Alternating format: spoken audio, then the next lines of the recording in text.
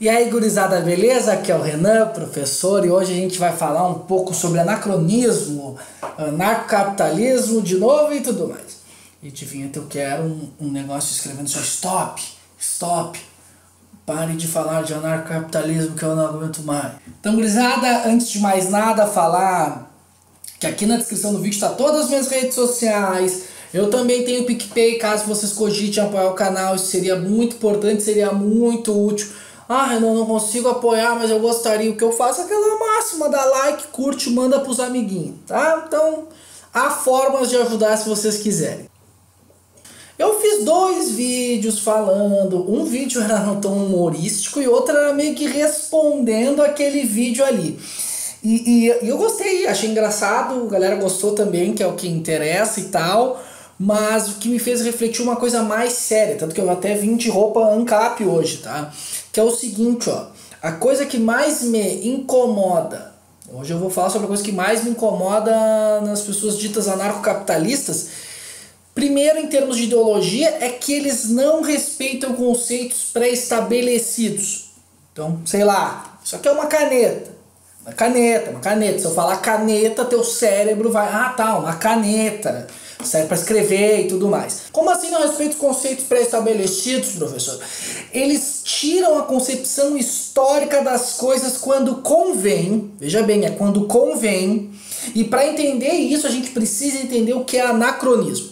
Então antes, vamos falar um pouco sobre o que é anacronismo. Quando eu era jovem, né, e não tinha esse bigode estiloso que eu estou aqui, eu ficava perguntando assim, pô, como é que os portugueses ali conseguem escravizar a galera? Como é que os caras na Grécia, por exemplo, principalmente eu ficava pensando assim, meu, como é que na Grécia eles chamavam de democracia, um negócio que excluía as mulheres, excluía os estrangeiros, tinha que ter uma determinada idade, como é que eles chamavam isso de democracia? Sendo que, pra mim, quando eu era adolescente, aquilo lá não era democracia. Ou tipo, na Idade Média a igreja tinha um poder assustador. Se a gente pega os historiadores, a igreja na Idade Média é uma coisa assim sinistra de tão poderosa. Porque quando eu falo sobre essas coisas, eu estou olhando com o meu olhar de agora. Então se eu olhar com o meu olhar de agora, é óbvio que na Grécia não tinha democracia, porque eu estou olhando com o olhar de agora do que significa democracia nos dias de hoje. Ou a mesma coisa, tipo, a concepção que os caras tinham de religião na Idade Média era totalmente diferente da de hoje. Então isso tudo é o que a gente chama de anacronismo, quando a gente olha com a nossa lupa os conceitos passados e faz a crítica àqueles conceitos baseado na construção de hoje. Eu não entendi o que ele falou, cara, eu não entendi. Eu vou tentar trazer um exemplo mais simples. Por exemplo, tem um pouquinho mais velho, já deve... o corona.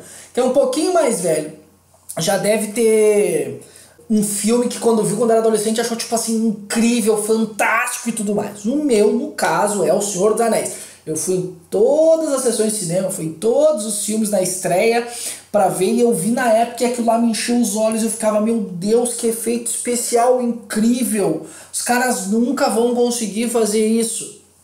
Obviamente, os caras fazem isso melhor hoje em dia, e sendo que hoje, se a gente for olhar O Senhor dos Anéis, a gente vai achar um monte de efeito, eu mesmo, tipo, que efeito especial estranho.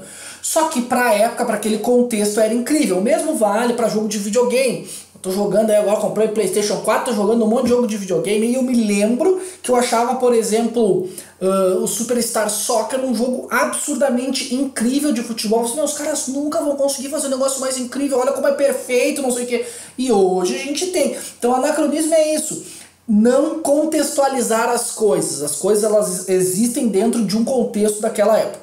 E daí tem aquela massa, não adianta falar que Jesus era comunista, que Jesus era anarquista, que Jesus era anarcocapitalista, porque, cara, naquela época de Jesus a gente não tinha esses conceitos construídos ao longo do tempo. Isso é fundamental, porque um conceito construído ao longo do tempo, ele vai ter muita discussão, de um falar A, outro falar B, outro falar A, outro falar B, ele vai ganhando um acúmulo intelectual para que as pessoas consigam fazer as coisas. Então não dá para definir naquela época que Jesus seria um cara de esquerda ou de direita, por exemplo.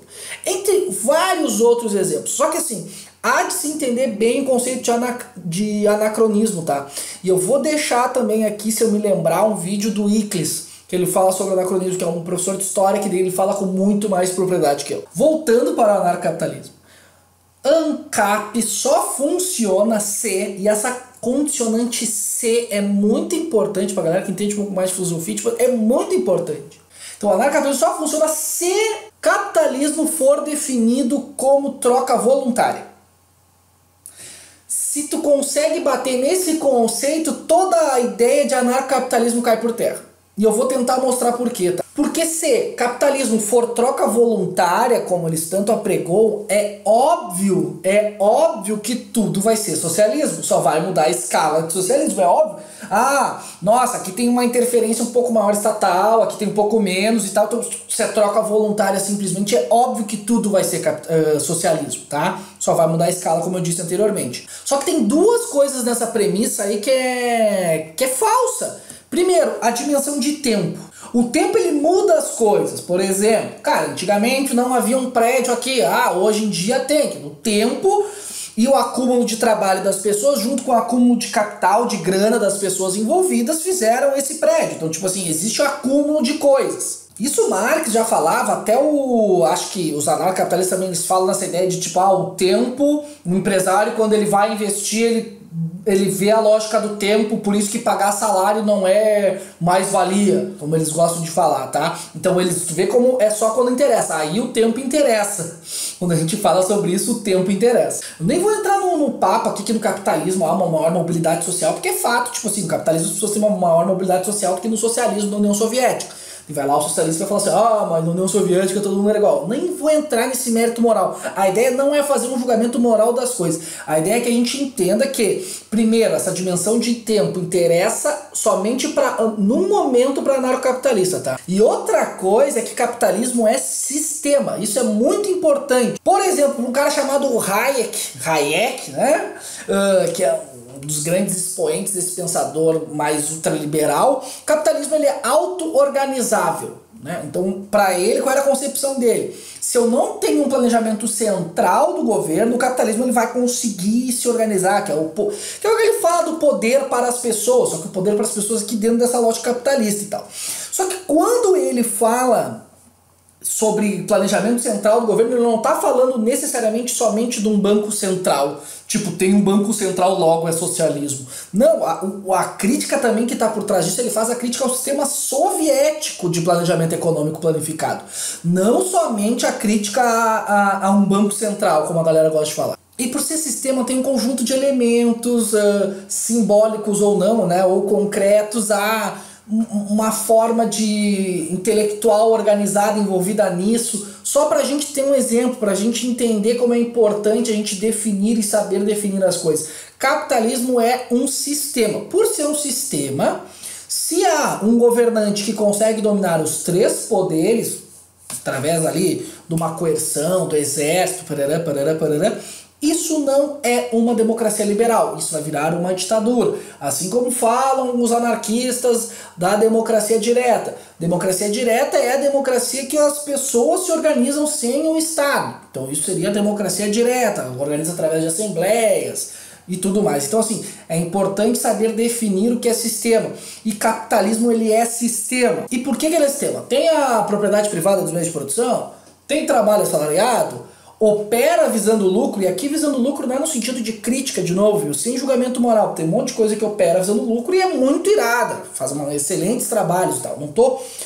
tiro o julgamento moral, opera visando lucro também, e isso que o ANCAP não consegue ver, a história das coisas, nós já vivemos do capitalismo, e ele tem inúmeras coisas boas para um monte de gente, ele tem um monte de coisa ruim para um monte de gente, mas tanto para essas, ele é passível de crítica e de elogios. E por viver num sistema capitalista, não significa que tu não possa criticar o capitalismo ou querer mais capitalismo, que eu acho que daí entra no escopo ali do liberal, do cara mais pró-capitalista, que tá certo. Se o cara tem isso como perspectiva dele, ele quer que seja feito mais e mais e mais capitalismo, então beleza. Agora não dá para dizer que a gente não vive no capitalismo, ou que tudo é socialismo, como eles gostam de dizer. E se essa condicionante de capitalismo, como eu falei antes, simplesmente é troca voluntária, na Coreia do Norte, eu vou deixar uma matéria aqui da família da embaixada brasileira que mora lá, e na matéria ele até fala que ele compra coisas na Coreia do Norte.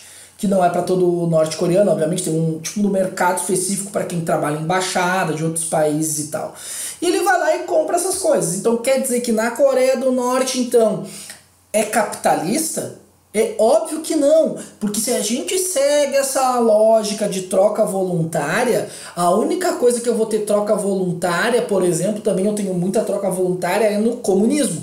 O comunismo tem muita troca voluntária. Logo, o comunismo ele é capitalista? É óbvio que não, tá? Então, se definir só como troca voluntária, fica naquele cobra mordendo o rabo, né? Tipo, é óbvio que daí ninguém vai conseguir debater, porque eles desvirtuaram os principais conceitos que são aceitos por todo mundo. É que nem em 1984, Guerra e Paz, aqueles bagulho tudo ali. E antes que me xinguem aqui para ir pro fim do vídeo, um dos estudantes mais brilhantes, os estudantes, né? Eu tive vários estudantes brilhantes e vários deles eram anarcapitalistas. Olha que coisa curiosa, eu me dava super bem com eles, sempre me dei bem com eles. A grande questão é, foram sempre pessoas, e isso eu acho legal no estudante. Ah, eu sou ANCAP, não sei o que, então eu sou contra tudo isso que está aí, então isso vai me servir para me movimentar, para ir atrás do conhecimento, ler mais. Isso para mim é fundamental, essa é a minha principal função como professor, que aconteça esse movimento de busca de conhecimento. Então se servir para isso, beleza. Esse vídeo aqui serve como fazer um contraponto para quem sabe, né? Tu ir buscar um outro conhecimento. O que me incomoda bastante, é que se ficam fechados nesse dogma e, cara, é pior do que seita, quando fica fechado nesse dogma, onde vocês sabem muito bem quem são os grandes expoentes da seita de vocês, que na verdade é uma galera que, cara, arrogante, falta humildade para esses grandes expoentes aí, que tipo, são tudo... os acham que sabe tudo e, cara, não tem respeito, não tem respeito nenhum pelo conhecimento, tá? Então, enfim, espero que vocês tenham entendido. Vamos buscar conhecimento, como diria o ET Bilu. Era isso, beijo no cérebro de todo mundo e tchau!